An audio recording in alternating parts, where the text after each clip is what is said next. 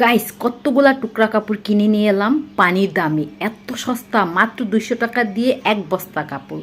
এই টুকরা কাপড়গুলা আমি রাস্তার ফুটপাত থেকে কিনেছি। পিঙ্ক কালার টুকরা কাপড়টার ভিতরে সামনের পাটে কাজ করা আছে, আর পিছনের পাট আছে, হাতের কাপড় আছে।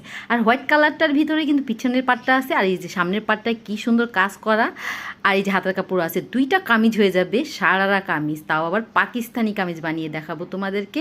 কামিজের টুকরাগুলোর সাথে বড় বড় 2 টুকরা হোয়াইট কালারেরও জর্জেট ছিল, চেরি জর্জেট। এত সফট এই জর্জেটগুলা, আর আস্তরের কাপড়ও ছিল। এই সবগুলা টুকরাই কিন্তু টুকরা ছিল, ফুটপাত থেকে আমি কিনেছি। এগুলা কিন্তু বড় বড় শোরুমে এদের জন্য ড্রেস বানানোর পরে যে টুকরা সাত কাপড় থেকে যায়, ওনারা কিন্তু এগুলা এনে রাস্তায় বিক্রি করে। তো সেজন্য আমি মাত্র 200 টাকা দিয়ে এতগুলা কাপড় কিনে ফেলেছি গাইস, ভাবা যায়? তো এত সস্তায় পানির দামে এক বস্তা কাপড় নিয়ে এসেছি। আর সেম এই টুকরা কাপড়গুলাই যদি আমি মার্কেটের ভিতর থেকে কিনতে যেতাম, এক এক গজই 200-250 টাকা করে নিত।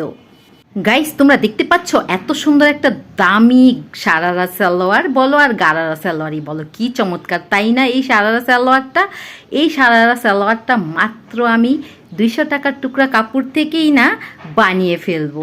মাত্র 100 টাকা খরচ করি এত দামি একটা সারারা সালোয়ার যদি বানানো যায়, তাহলে 1000 টাকা খরচ করি কি লাভ বলো বন্ধুরা?